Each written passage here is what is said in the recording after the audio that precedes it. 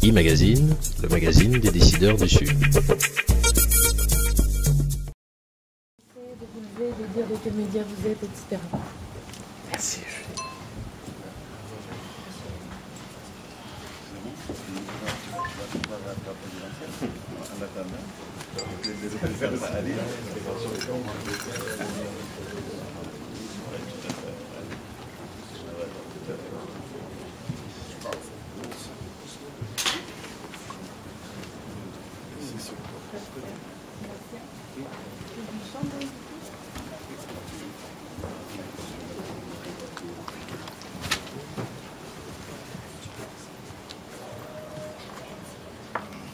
Je voudrais d'abord redire devant la presse ce que j'ai eu l'occasion de dire lors de mes prises de parole au cours de la session ministérielle qui vient de se terminer.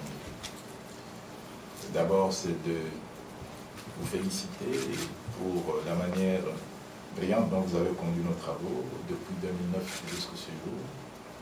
Vous avez fait avancer la cause de la France.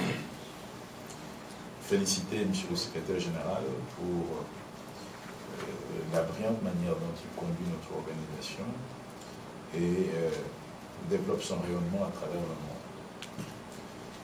Je voudrais aussi dire la fierté de la République démocratique du Congo d'avoir été choisi pour accueillir le prochain sommet de la francophonie et exprimer notre reconnaissance à l'endroit de tous les États et gouvernements membres pour cette marque de confiance.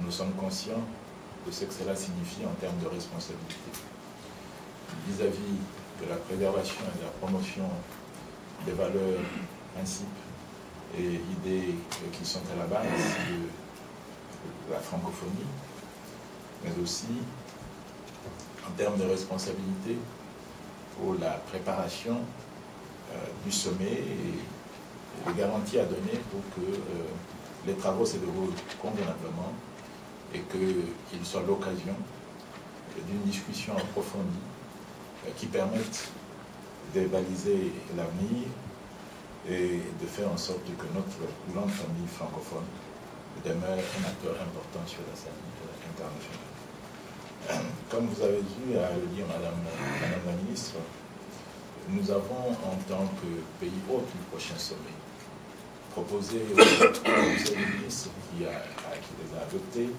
les dates pour le prochain sommet qui est censé se tenir du 13 au 14 octobre 2012 à Kinshasa. Nous avons proposé le thème général de cette prochaine session de la conférence des chefs d'État et de gouvernement, à savoir francophonie, enjeux environnementaux et économiques face à la gouvernance mondiale. Nous avons aussi annoncé la liste des manifestations d'environnement qui se tiendront parallèlement ou dans le cadre de ce prochain sommet qui va avoir lieu à Kinshasa. Je voudrais réaffirmer ici la détermination de la République démocratique du Congo, de son gouvernement, de tout faire pour que d'ici la tenue du prochain sommet, le climat en République démocratique du Congo facilite et concourt à la tenue de cette session. Et cela commence par la bonne fin du processus électoral en cours. Je sais que dans certains milieux, il s'était exprimé quelques inquiétudes, quelques appréhensions à la veille de ces élections. Et je voudrais dire que nous déplorons et regrettons très sincèrement les quelques actes de violence qui ont été enregistrés à l'occasion de la tenue de cette élection. Mais demander aussi que tout cela puisse être examiné, je dirais, en termes relatifs, en prenant en compte d'où nous venons en tant que pays, où nous en sommes. Nous ne sommes qu'à la deuxième session des élections réellement démocratiques dans notre pays.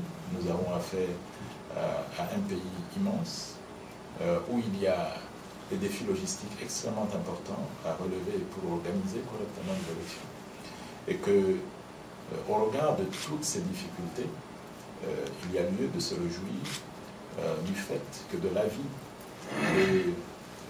des observateurs nationaux et internationaux qui ont suivi le processus électoral, Celui-ci s'est déroulé de manière globalement satisfaisante.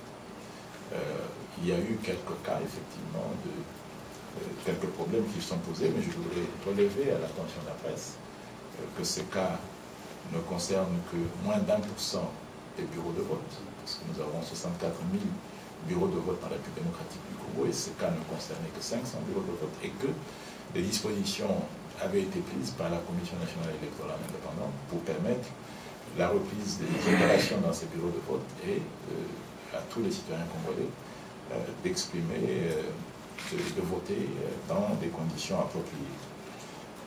Nous avons foi, comme j'ai dit, en la bonne fin de ce processus. En tout cas, le gouvernement fait tout pour que la période post-électorale soit la plus apaisée possible et s'investit pour que, comme après toute élection, s'il y a un contentieux électoral, que celui-là puisse être réglé à travers des voies légales et non pas en recourant à la violence ou à la rue.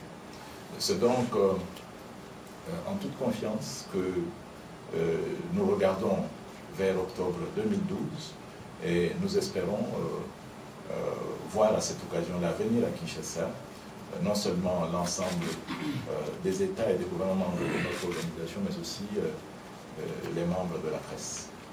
Voici ce que j'ai à dire en liminaire avant que nous n'ayons à recevoir éventuellement des questions. Monsieur le secrétaire général. Madame la Présidente, je crois que vos deux interventions suffisent comme propos introductifs et que le mieux c'est de donner maintenant la parole aux journalistes qui poseront des questions. Permettez-moi quand même de profiter de cette occasion pour vous féliciter pour votre présidence exemplaire tout au long pendant ces 2 années et rappeler également que vous avez une double casquette autour de la fonction. Vous êtes président de la conférence ministérielle, certes, vous venez de passer au pouvoir à votre homologue de la République démocratique du Congo, mais vous êtes président du sommet aussi, parce que vous êtes chef d'État de la Suisse et à ce titre, vous êtes président du sommet de la francophonie. Et je voulais vraiment dire que j'ai eu grand plaisir à travailler avec vous, que c'est dans un climat de confiance et je peux même dire de complicité positive que nous avons envie de décider de cette organisation. Monsieur le ministre Chilanda, ce que je voulais dire en ce qui me concerne, c'est que jusqu'à présent, votre pays a tenu parole. Je suis venu chez vous en juillet. Avant cela, plusieurs missions sont venues. J'ai demandé à M. Ousmane Paye et tous les engagements que vous avez pris ont été tenus, puisque à l'occasion de cette réunion, vous avez promis de nous dire le thème, les dates. Vous l'avez fait de fort brillante manière, puisque hier, quand vous avez fini de présenter la préparation du sommet par votre pays, spontanément, toute la salle a applaudi parce que c'était une présentation vraiment très brillante, très innovante. Et donc, je tenais à vous dire que chez nous, on dit chez nous, on dit que quand un repas doit être bon, dès que ça commence à cuire et que vous sentez les odeurs, vous pouvez avoir de l'espoir. Donc, comme la présentation est belle, nous pensons que le reste suivra. Mais j'ajoute toujours une citation de Napoléon Bonaparte qui disait « La guerre est un art simple d'exécution. Vous avez campé le décor, maintenant c'est dans l'application que le reste va se jouer. Et je suis sûr que nous pouvons vous faire confiance à ce point de vue-là. Pour les autres questions, Madame la Présidente, vous avez beaucoup insisté sur un sujet qui nous est cher parce que c'est le cœur de notre métier, sur le français. Vous avez parlé du forum de la langue française qui aura lieu à Québec, du 2 au 6 juillet 2012. C'est vraiment quelque chose de très important. Madame la Présidente et Monsieur le Secrétaire Général, vous avez évoqué tout à l'heure, vous avez employé le terme de légitimité concernant l'organisation du prochain sommet à Kinshasa. à vous écouter, on a eu le sentiment que il ne s'était pas passé grand-chose, c'est-à-dire que dans un certain nombre de... Vous avez tous lu les rapports des différents observateurs qui sont déjà sortis, on attend celui de la francophonie précisément. Il y a eu un certain nombre de dysfonctionnements et de cas de fraude dans un certain nombre de régions, qui sont évidemment pas la totalité des provinces congolaises.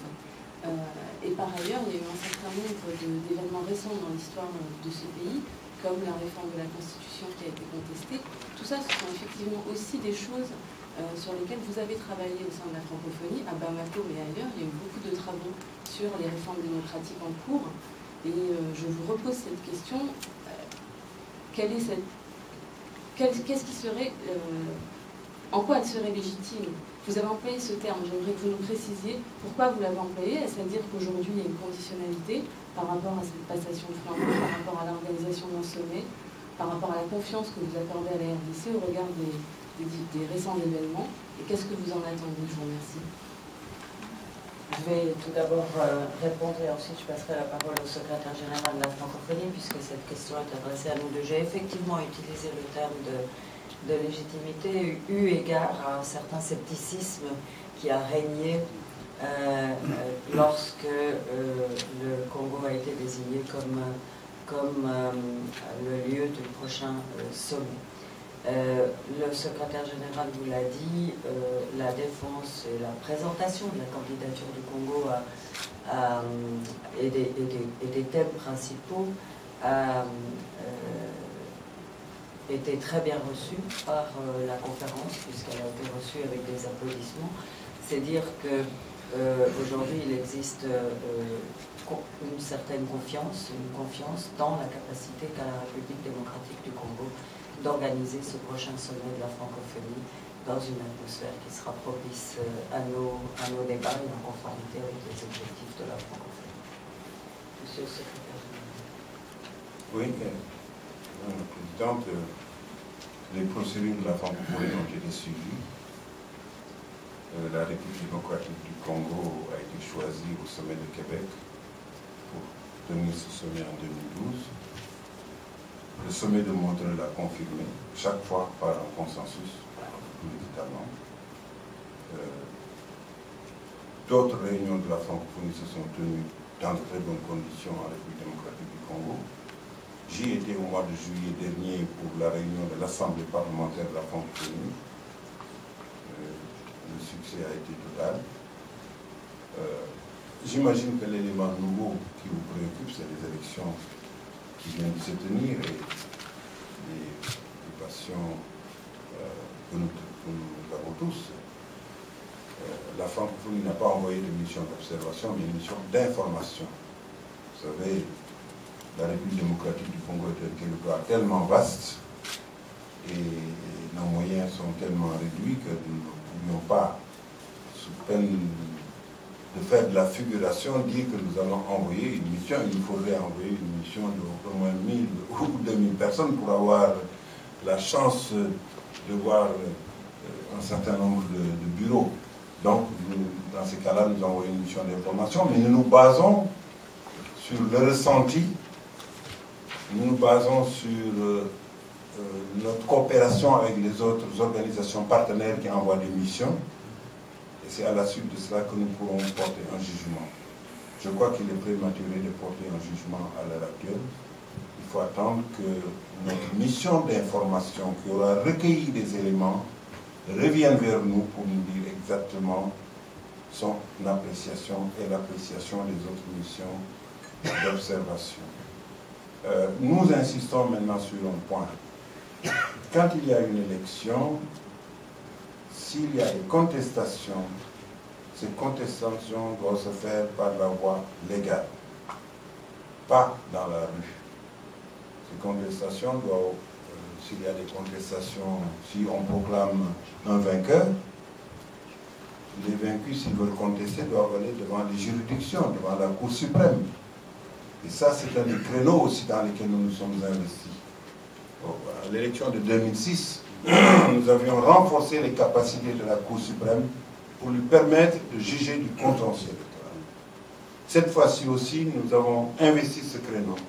Et donc, s'il y a contestation, nous serons aux côtés de la Cour suprême pour veiller à ce que le contentieux soit bien jugé, bien vidé, et que une proclamation définitive puisse dire quel est le vainqueur de ces élections, ou quels sont les vainqueurs, puisqu'il y a aussi des élections législatives.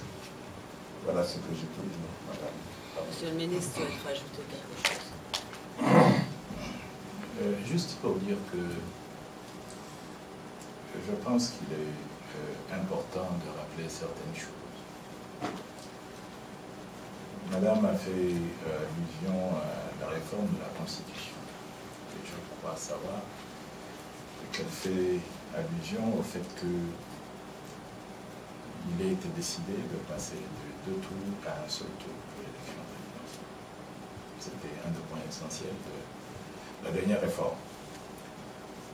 Il vous souviendra que cela avait donné lieu à beaucoup de spéculations. Et le gouvernement avait expliqué les raisons pour lesquelles cette option avait été retenue. D'une part, la nécessité de respecter les délais constitutionnels. Et c'est vital pour un pays qui a souffert pendant 40 ans du fait de la rupture de la légitimité des institutions. Et nous ne pensions pas, et nous ne pensons pas, que soit la République démocratique du Congo, soit la stabilité de la région aurait été servie par une situation dans laquelle il y aurait eu à nouveau rupture de la légitimité parce que les autorités en place se seraient retrouvées en train de gouverner au-delà du mandat qui leur était reconnu. Mais le gouvernement avait aussi évoqué la question du coût, qu'il ne faut pas sous-estimer. Parce que en 2006, la communauté internationale a financé l'essentiel du processus électoral et la communauté internationale ne peut pas continuer à le faire éternellement. Et d'ailleurs, la preuve, cette fois-ci, sa contribution n'a pas été aussi importante qu'en 2006. Et pour un pays comme la République démocratique du Congo, qui est confronté à d'énormes efforts de reconstruction, assumer la charge de financer les élections est quelque chose d'extrêmement difficile. Je vous ferai remarquer que pour l'ensemble du processus électoral, qui va des élections présidentielles aux élections locales, les budgets évalués ensemble avec la communauté internationale s'y situent haut. La réconciliation, mais la réconciliation ne signifie pas l'impunité. Donc, nous avons toujours insisté sur le fait que les fautes commises devaient être jugées et les tribunaux, le pouvoir judiciaire devait pouvoir se prononcer. Il y a une commission dialogue, vérité, réconciliation que nous soutenons. Mais à côté de cela, si nous voulons avoir une paix durable, il faut que les fautes commises puissent être sanctionnées. Il peut y avoir des juridictions nationales, il peut y avoir des juridictions internationales. Je suis un respectueux de l'état de droit, donc ce n'est pas à moi de décider qui doit être jugé par la Cour pénale internationale ou par les juridictions nationales. Ce que je sais, c'est que certainement, certains actes sont jugés par les juridictions nationales, et qu'en ce qui concerne certains crimes considérés comme des crimes contre l'humanité, je suis pour la présomption d'innocence, hein, je vous le fais remarquer. Mais si on inculpe quelqu'un de crime contre l'humanité, je pense qu'il est plus judicieux de le faire juger par la Cour pénale internationale. C'est une cour que nous soutenons de toutes les forces. Ce n'est pas être prétentieux que de rappeler que, personnellement, je me suis battu pour l'installation de cette Cour pénale internationale quand j'étais chef d'État. Et ce n'est pas prétentieux de rappeler que mon pays, sous ma présidence, a été le premier pays au monde à ratifier le statut de la Cour pénale internationale. Alors, plus on utilisera cette Cour pénale internationale pour éviter justement l'impunité dans notre monde, plus je serai heureux. Je veux que justice soit faite. C'est la garantie de la paix. Merci, monsieur. Oui, je voulais savoir... Le micro arrive. Sylvain Ménétret de l'ATS. Je voulais savoir, alors que vous êtes en train de transmettre le flambeau à votre collègue de la République démocratique du Congo, ce que la Suisse peut tirer de cette... quel bilan et ce que la Suisse peut tirer comme bilan de cette présidence de la francophonie au moment donc, de ce passage de témoin. Alors, bilan, je l'ai dit, pour nous, c'était important que les objectifs de la francophonie puissent être réalisés avec efficacité. On s'est employé à le faire avec l'accompagnement des processus de transition. Sur ce chemin-là, il y a eu la rencontre en marge de l'Assemblée générale des Nations unies qui portait cela comme thème, qui avait aussi pour objectif de rendre, comme objectif annexe, de donner une plus grande visibilité à l'organisation de la francophonie sur le plan international, en particulier dans le cadre de l'Assemblée générale des Nations unies. Après tout, comme je l'ai dit, nous transgressons, si vous voulez, les alliances régionales, puisque nous sommes présents sur tous les continents, que nous sommes le plus présents en Afrique d'ailleurs. Le plus grand pays francophone au monde est la République démocratique du Congo, que nous sommes pluriels, que nous rassemblons des pays riches, des pays pauvres, des pays du Nord, des pays du Sud, des pays de différentes cultures. Et je trouve ce pluralisme extrêmement important à affirmer dans le monde pour des pays qui ont en partage le français et qui se comprennent. Donc ça, c'était le premier objectif. L'objectif second, c'est aussi second, pas en termes hiérarchiques, je vais dire comme l'a dit avec brio le secrétaire général de la francophonie, la défense du français. La défense du français pour la Suisse, c'est aussi quelque chose de vital. La Suisse est un pays multiculturel. Le français est parlé par 20% de la population, c'est-à-dire nous n'avons pas de minorité en Suisse. Nous n'avons que des parties constituantes de la Confédération helvétique, et donc le français est au même titre que l'allemand et que l'italien une langue nationale.